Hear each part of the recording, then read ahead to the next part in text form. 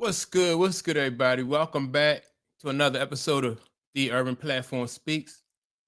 Make sure to like and subscribe as you tune into the channel. Check out the content. And with that being said, I want to speak on Stephen A. Smith and his seemed like he's on a new campaign to go at LeBron James.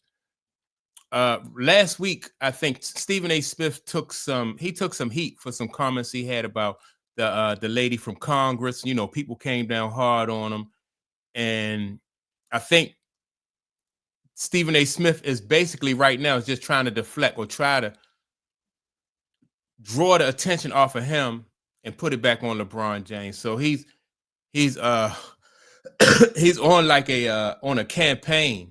It seems like to go against LeBron James and really just like deflect the attention that he drew last week for saying something, making some negative, disparaging comments about the young lady that's in Congress, right? So recently, Stephen A. Smith went on The Pivot, and he spoke about LeBron James. He spoke about LeBron James for at length, really. One subject that he spoke about was LeBron James being like a choke artist, and said that there was no explanation for LeBron James being a choke artist, right? And so what I want to do is I want to play those comments from Stephen A. Smith on The Pivot, and then I'm gonna give my reaction. The truth. What do you mean when you say media members, other people, hold him accountable for the truth? What are you saying now? You do one thing in front of people, and you do other stuff behind the scenes, and they ain't consistent. You don't like me because you see me calling it like I see it. You're not Michael Jordan. You're not the GOAT. You did choke in an NBA Finals. 4 consecutive fourth quarters in an NBA Finals. This man was scoring 4 points. One game, he scored 0 points. In an NBA Finals, fourth quarter. With Jason Terry or J.J. Barea guarding you. There is no explanation for that. To anybody who knows basketball, that's a choke job. You overcame it. Major props to you. You've elevated yourself from the time that LeBron James won the championship against Oklahoma City. Throughout the rest of his career, you can make a legitimate case of the GOAT argument with him against Jordan. But we get to pick. How? See, in one statement, he say, all right, you choked against the Dallas Mavericks, J.J. Cabrera, and Jason Kidd. I don't, in my opinion, I don't think there's no really coming back from that. And not that he really needs to come back from it, but that is part of his history. Not, it's part of his history.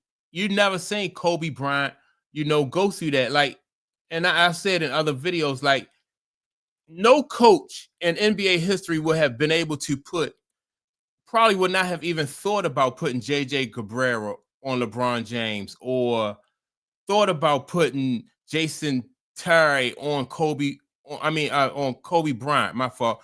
No coach would have thought about putting them on Kobe Bryant. You couldn't put those guys on Magic Johnson. You couldn't put them on Larry Bird.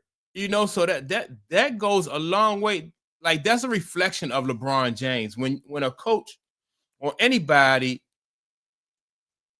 I never seen that. Muggsy was in the league the same time Michael Jordan was. And the only time Muggsy got caught on Michael Jordan was if there was a switch. But like trying to play Michael Jordan straight up,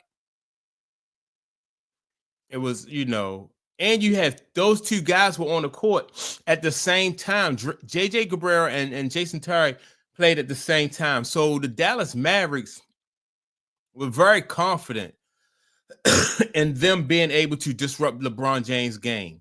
If you had those two guys even on the court the same time with a Kobe Bryant or Magic Johnson or Larry Bird, Isaiah Thomas, like one of the greats, they scoring every time coming down the court.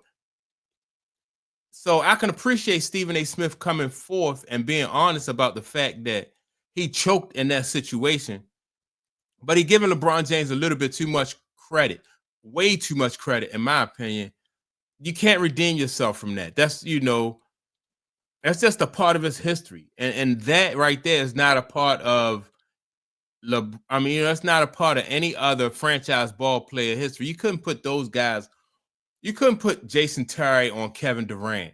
You couldn't put Jason Terry on Carmelo Anthony, you know, because they'd have went crazy. They, you know, it's just too much of a mismatch. It was guys Carmelo's size that couldn't play him. They were guys, you know, Kevin Durant's height and, you know, that couldn't play him. So, you know, Jason Terry 6'2", no way you putting those guys 6'2", and JJ like 5'7", 5'8".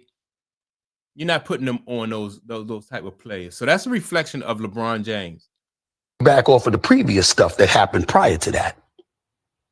Michael Jordan was averaging 30 10 times in his career, played all 82 games 9 times, 9 times an all NBA first team defensive player, a defensive player of the year, okay, a 6-time champion, a 6-time NBA Finals MVP, a 5-time MVP of the league, and in your 22nd or 23rd year, you still chasing. And in your 20. That's funny, right? And that's true. But the thing about this is, where is this now coming from, right? At first, in my opinion, and in a lot of people's opinion, it felt like these major media outlets was like kind of covering up for LeBron, not really saying that, you know, and again, I don't even think LeBron is number 2. But they were trying to act like this GOAT argument was it was legitimate. And I don't put LeBron James, and I know people say I'm a hater of LeBron James, but that's not true. I like LeBron James. You know, for the bulk of his career, I was a LeBron James, not really a fan, but you know, I just like LeBron James. But when he came out and said he was the GOAT, I just didn't get like where that was coming from. You know, when he felt like he was the GOAT when they won in Cleveland, they won that championship. I'm like, nah, I'm not feeling that. You know, I'm not feeling that. And then not only did he say he was the GOAT, but then after he announced it himself, it seemed like the campaign ramped up. You had Shannon Sharp, what's the other guy? Nick Wright, you know, coming, you know, was on that bandwagon. Who was the other guy? Kendrick Perkins. And you know, not LeBron James. He just not the GOAT. And like Mike said, it's disrespectful to, you know, to crown yourself the GOAT when you didn't have an opportunity to play. He saw Kobe. LeBron saw Kobe, didn't fare well. You know, I don't think I like Kevin Durant. To me, is a better player than LeBron James. But you know, let me get back to some more what Stephen A. Smith had to say about LeBron James. 22nd or 23rd year, you still chasing. Now, I don't know about the rest of y'all, but I think it's obvious who the GOAT is, in my estimation. Having said that, let's appreciate the fact that a GOAT conversation is nothing denigrating anybody, because I'm still acknowledging you as being in the conversation as the greatest of all time. So we understand that, right? So we get that. I don't think LeBron James should be even in that conversation. And it wouldn't be as bad if, like I said, if LeBron James didn't put himself in that conversation. You know, the way you put yourself in that the right way to put yourself in that conversation is to do it on the court. People speak about how all the greats played. You know, people talk about Larry Bird and what he did on the court. They talk about Magic Johnson and what he did on the court. Isaiah Thomas, Kobe Bryant, Tim Duncan. But when you go to what LeBron James did on the court, then you're gonna have situations where people can bring up these kind of situations. JJ Cabrera, Jason Terry. Then you have situations where what was his name? Kevin Garnett said then when they were playing against LeBron James, they wanted him to shoot.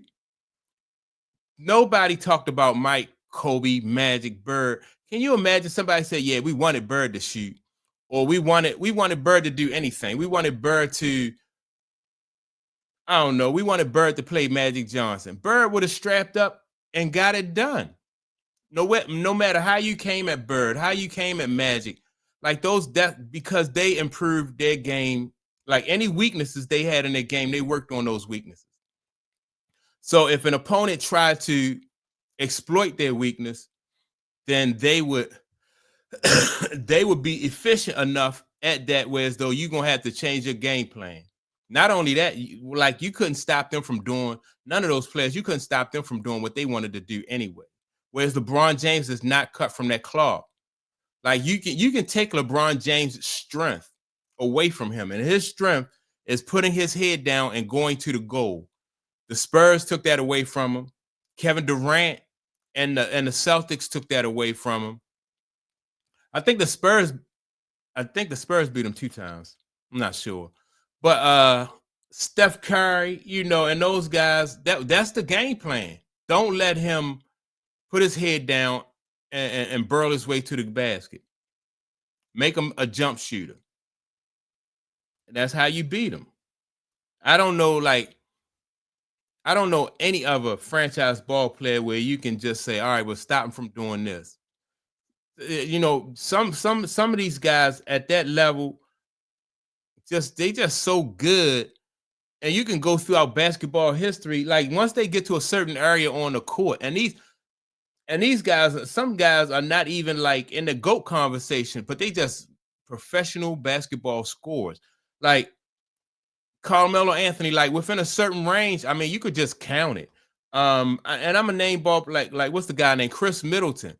Like within 15, 18 feet, it's almost automatic. Rip Hamilton, with in certain areas, they just automatic. Once they got within a certain range, they just automatic, and you just count the bucket, go down the other end of the court, and they not franchise ball players, but that just goes to speak to the level of expertise that so-called average basketball players have.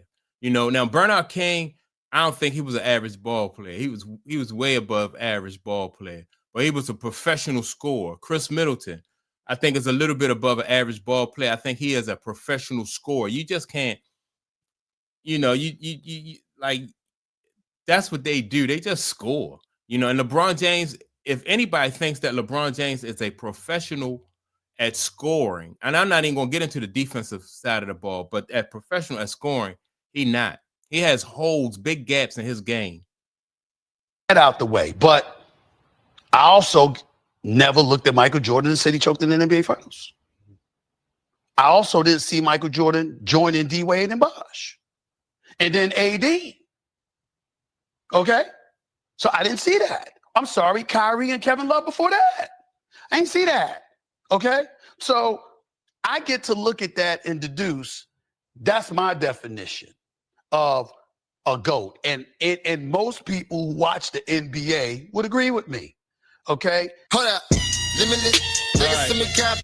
So that was Stephen A. Smith. I think this season right here is probably, this season is going to be a long season for LeBron James. And this will be a lesson to people who come after LeBron James, like with that GOAT conversation.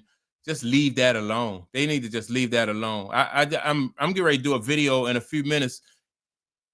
Lisa Leslie even said like that GOAT conversation is just disrespectful to the players. Like people they'll learn a hard lesson. Leave that alone. Let your play. If the fans and the media want to beef and argue over that, let them do it.